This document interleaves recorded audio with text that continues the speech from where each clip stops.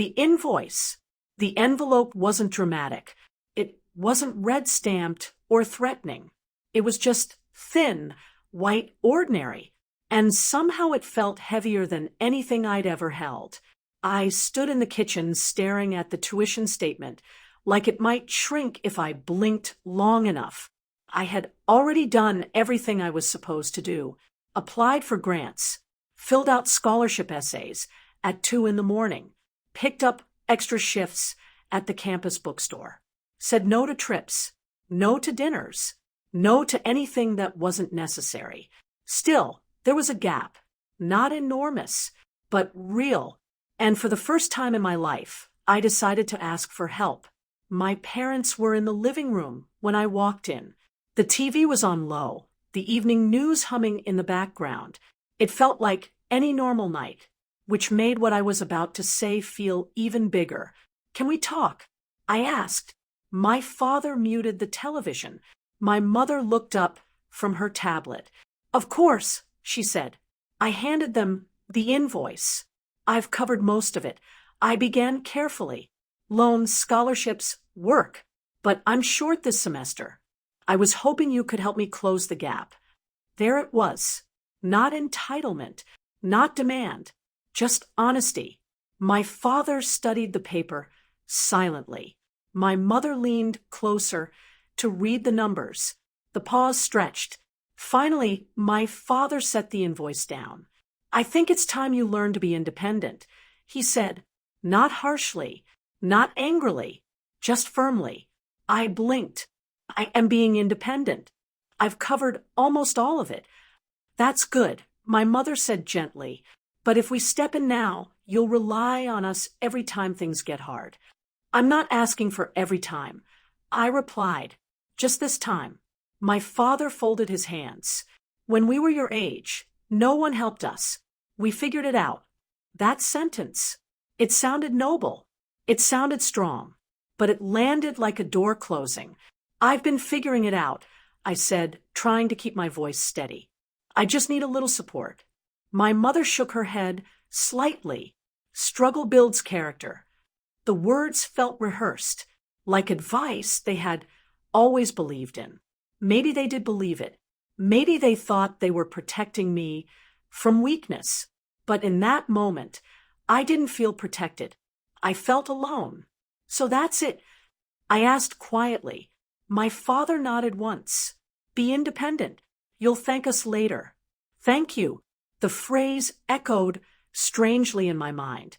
I looked down at the invoice again. The numbers hadn't changed. Only the weight had. "I understand," I said, though I wasn't sure I did. I walked back to my room slowly, closed the door, sat on the edge of my bed, and stared at the paper again. Independent. I rolled the word around in my head. Independent meant handling your responsibilities. I was. Independent meant solving problems. I was trying. But independent in that moment felt like code for you're on your own. I didn't cry. I didn't slam doors. I didn't text friends dramatic messages. Instead, I opened my laptop and calculated. Loan options, interest rates, payment timelines. If no one was stepping in, I needed a plan. I applied for an additional private loan that night. The approval email arrived 2 days later. I signed it without ceremony. The money would cover the gap, but it also added something invisible.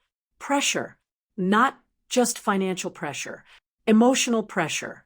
Because now it wasn't just about tuition. It was about proving something. At dinner a few nights later, my father asked casually, "So, all set for the semester?" "Yes," I replied. "Good," he said, satisfied. "See, you handled it." Handled it. I nodded. But what I had handled wasn't just a bill. I had handled the realization that support was conditional, that independence in this house wasn't optional. It was policy. Over the next few weeks, I threw myself into work and classes with a new intensity, not frantic, focused. If struggle builds character, I thought, then I'll build it properly. I stopped expecting backup, stopped imagining a safety net. If I was going to be independent, I would be thoroughly independent, not just financially, emotionally, strategically, quietly. One evening, while shelving books at work, I overheard two students complaining about their parents wiring money late. I almost laughed. Late help is still help. But I didn't say anything because I understood something they didn't. When you remove the option of assistance, something shifts. You stop calculating comfort. You start calculating survival. And survival sharpens you. By mid-semester, I had optimized my schedule down to the minute. Classes stacked tightly. Work shifts efficient. Study blocks structured. I wasn't just managing anymore. I was engineering. The anger I felt that first night faded into something colder, more useful. Resolve. If independence was the lesson, I would master it so completely that no one could question it again. Not my parents, not professors, not future employers. No one. They thought they were teaching me not to depend on others.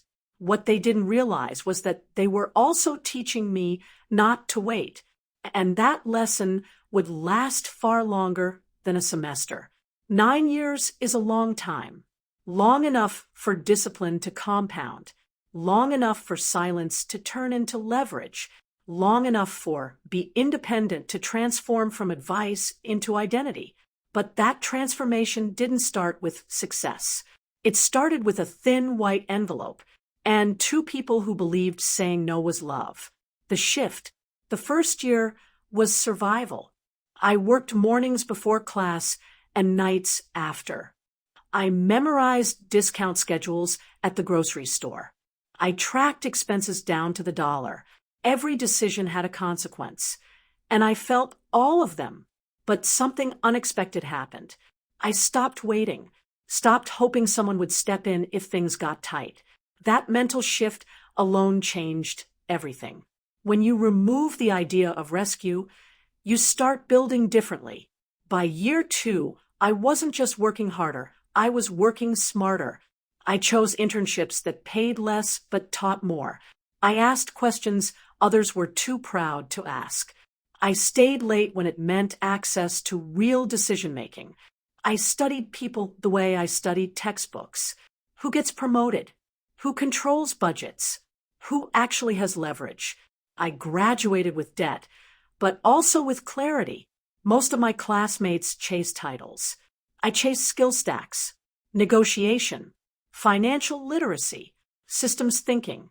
I learned how money flows, how contracts are structured, how value is positioned. I didn't upgrade my lifestyle when my income increased. I upgraded my margin.